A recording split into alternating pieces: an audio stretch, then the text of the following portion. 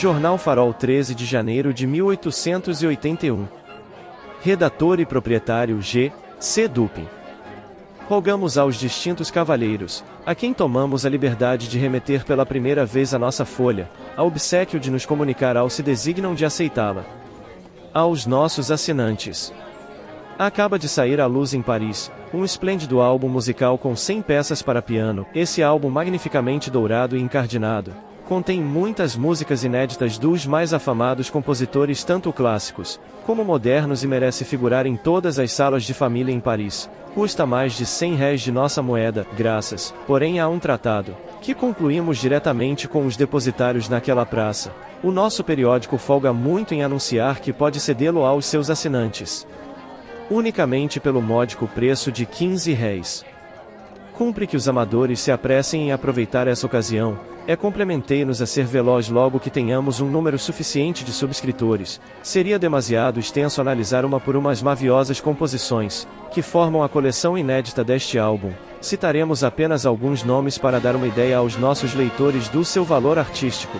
É inútil dizer que Mozart, Beethoven, Mendelssohn, Chopin, Schubert, Rossini, Haydn, Donizetti, avultam entre os clássicos mais as deliciosas páginas de Felicien David, Liszt, Offenbach, Arbametra e Tutti quanti são dignos de menção. Os nossos lavradores. Realizou-se ontem a reunião anunciada dos lavradores do município, para assentarem nos meios de acautelar os grandes interesses da lavoura nacional. Realizou-se ontem a reunião anunciada dos lavradores do município, para assentarem nos meios de acautelar os grandes interesses da lavoura nacional. A questão é complexa, difícil e digna das cogitações mais sérias os entende diretamente com os fundamentos da ordem pública e da existência econômica da sociedade brasileira. Ninguém disfarçar a magnitude do negócio e já muito vale essa judiciosa disposição, para que se possa bem tratá-lo ou reconhecê-lo. Também o acordo é geral quanto aos fins, e todos caminham com os olhos fitos no mesmo alvo buscando no futuro a mesma solução. Em tais circunstâncias que tanto abonam a nossa consciência e o caráter desse povo magnânimo, não podem desconfiar, ainda os mais tímidos, do sucesso de esforço generoso, a bem da reconstituição da lavoura sobre bases mais sólidas e fecundas. Por muito que cresçam os obstáculos, hão de conseguir dominá-los os lavradores e seus aliados, que são muitos, à custa de inteligência, pertinência, moderação e zelo. Confiem em si, mas estudem, meditem e trabalhem. Antes de praticar, devem conceber os planos quais aconselha a situação atual do país bem reconhecida e verificada, resguardando os interesses que a lei cobre, mas sem assinte aos justos. Reclamamos a opinião esclarecida. A lei de 28 de setembro marca o ponto de partida de onde correm deslizando-se como sobre leito já formado, vendo as consequências mais benéficas e produtoras. Se é verdade que o governo escura algumas providências consagradas, os particulares, por sua vez, têm esquecido de aproveitar dessa lei elementos preciosos que foram reservados, e amo de fornecer e operar a transição do trabalho captivo para o trabalho emancipado. Cumpre envolver os olhos para os lados, e atrair de paupérrimas indústrias, ou da inércia distraída, braços úteis e válidos, entregar-lhes certos serviços, mais e mais desenvolvidos, dilatando-os até abrangerem toda a vida rural, identificar por fim os préstimos auxílios livres com a nova ocupação, e prendê-los de todo ao solo com a família. Venham soluções positivas, e não dissertações teóricas, fale o bom senso e a imaginação sosseguei. Não se desenha o conselho dos velhos entendidos, também não se rejeita muito presto todo alvitre, que não traga tamanha autoridade, mais do que nunca deve fazer-se, ouvir a voz da experiência e da sabedoria prática. Depois de assentadas, em comum as medidas de reconstrução da lavoura, indo fica restando o mais difícil e mais incômodo a realização delas. Nem sempre a energia iguala a boa vontade, e ainda se muito alcança a influência coletiva dos clubes agrícolas. Nada sobre a ação individual do lavrador, do senhor de escravos, ativo, inteligente, benévolo e firme, tendo disciplina inviolável, mas convidando a fidelidade, economizando e progredindo quando pensamos em tantos ônus, que hoje aflige a vida dos nossos lavradores, o que apenas lobrigamos sem ir mais perto, nos sentimos possuídos da mais sincera simpatia pela causa que defendem. Em resumo, afinal, a causa de todos que lhe mostra agitar. Que cópia de meios morais e materiais empregar para o bom êxito. Que discernimento na escolha, que cautela, Que paciência na prática de todos os dias precisam os nossos bons lavradores de conjurar os efeitos naturais, de inevitável crise, e organizar ao mesmo tempo resistência à propaganda que não se teme de precipitá-la e agravá-la. Acreditem, porém, que os vão seguindo votos gerais e ardentes na luta heróica que empenham pela salvação própria, que é também a salvação pública. Telegramas de Paris para o Rio de Janeiro. O imperador da Alemanha, respondendo a uma deputação que eu tinha ido saudade, declarou que estava viva mais do que nunca resolvido a manter boas relações com as nações estrangeiras. De Lisboa para o Rio de Janeiro, foi recebido com grande entusiasmo pela Câmara dos Deputados de Portugal, o Sr. Joaquim Nabuco, que há pouco veio do Brasil. Por portaria do 8º do corrente expedida pelo Ministério da Agricultura, foi aprovada a seguinte tarifa reduzida e proposta pelo diretor da Estrada de Ferro Dom Pedro II, para o transporte do leite, manteiga, fresca, ovos, frutas, legumes, e outros produtos da pequena lavoura nacional. Por tonelada e por quilômetros, até 100 km, R$ 60 por quilômetro excedendo de 100 a 300,35. Por quilômetros excedendo de R$ 320. M.B. Para as furações de tonelada a taxa será aplicada proporcionalmente, até o mínimo de 5 kg por decretos e cartas imperiais. Do dia 7 do corrente foi aceita a resignação que fez o padre Augusto Júlio de Almeida, do cargo de bispo da Diocese de Goiás, para o qual foram nomeados por decreto de 14 de março de 1876. Foram nomeados bispo da Diocese de Goiás, o padre Cláudio José Gonçalves Ponce de Leão, bispo da Diocese de Olinda. O Monsenhor José Pereira da Silva Barros, parou com o colado da freguesia de São Francisco das Chagas de Taubaté, em São Paulo. Em sessão de ontem da Câmara Municipal foi nomeado para o cargo de segundo fiscal, o Sr. Antônio Dias de Farias. A Câmara Municipal resolveu revogar o artigo 13 do Regimento sobre os Carros, que proibia aos caixeiros carregarem, nos seus carros, as bagagens dos passageiros. Ficou também resolvida a abertura da Rua de Santo Antônio. Clube dos Lavradores. Teve lugar ontem uma numerosa reunião de lavradores em casa do exímio Sr. Barão de Cataguases, para o fim de se promover a criação de um clube de lavradores. Aclamado presidente o Dr. Cristóvão R. de Andrade, e secretários os senhores Dr. A. Correia e Major Bernardo Atielde, tomam lugar na mesa pronunciando o senhor presidente uma eloquente albecução. Disse que nesta época em que alguns espíritos precipitados aventam questões que podem perturbar a ordem pública, promovendo a desorganização do trabalho, e principalmente do trabalho agrícola, não era de se estranhar que a destintelasse dos lavradores, prevendo o perigo se congregasse para o conseguimento de medidas, porque tem por fim salvaguardar os seus interesses. Esses interesses garantidos pela lei são tão importantes, que não aferiram somente os lavradores, mas compreendem em vasta esfera quase toda a fortuna pública e particular. Promovendo, por esta reunião, a distinta classe dos lavradores demonstra compreender a gravidade dos acontecimentos e, procurando defender seus direitos, promove diretamente a defesa dos interesses de todas as classes sociais gravemente comprometidas com a desorganização do trabalho, felicitando os lavradores presentes por este movimento benéfico, em prol dos grandes interesses comprometidos. Se alegrava por ver que a nobre classe, a quem tem honra de pertencer, acordando de longa letargia, se resolverem enfim a ocupar o lugar que lhe compete, fazendo o seu prestígio, para o conseguimento de medidas que tenham por fim acautelar e garantir seus direitos. O senhor presidente, a gente apresenta também os estatutos do Clube da Leopoldina oferecidos nos lavradores do Juiz de Fora pelo senhor José Antunes Filgueiras.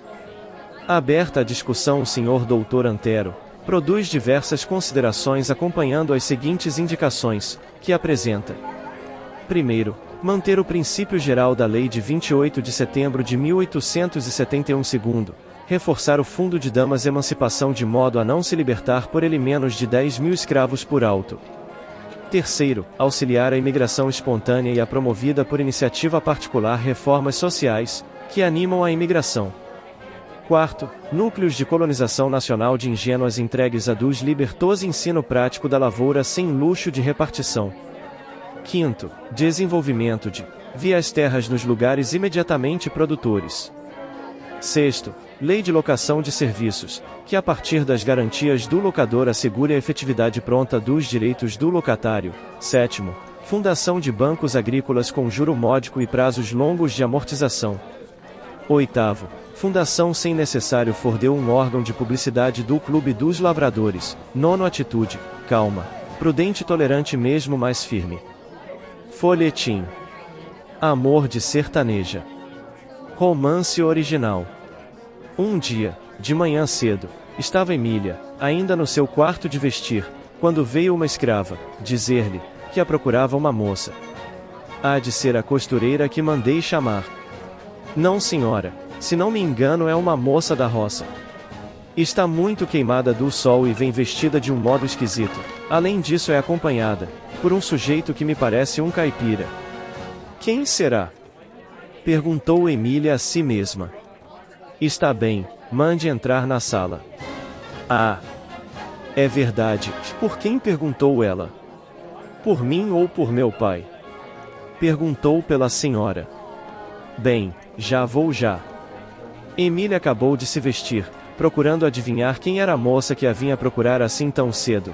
Daqui a pouco dirigia-se para a sala das visitas onde se achava a desconhecida.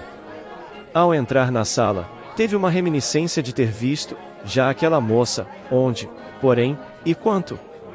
Eis o que não podia saber.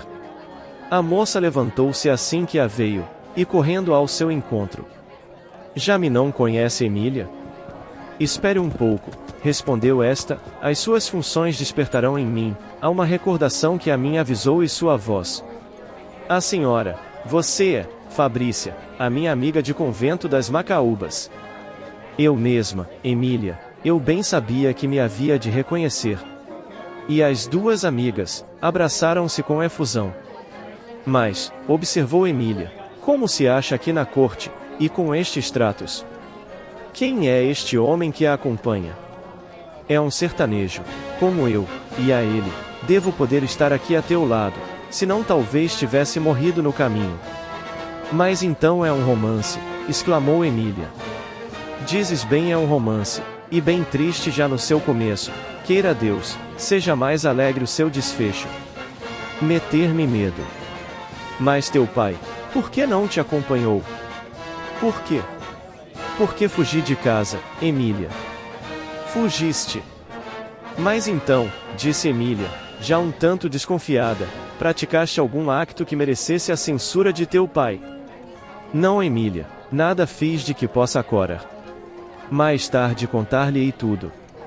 Por ora só quero saber de uma coisa, por mais de uma vez escreveste-me oferecendo-me a tua casa, se eu algum dia, me resolvesse a vir passar alguns dias contigo, lembrei-me dos teus oferecimentos e vim.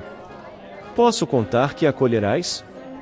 Não posso, no entanto, dizer-te com certeza quanto tempo durará a minha estada no Rio de Janeiro, talvez um mês, talvez um ano.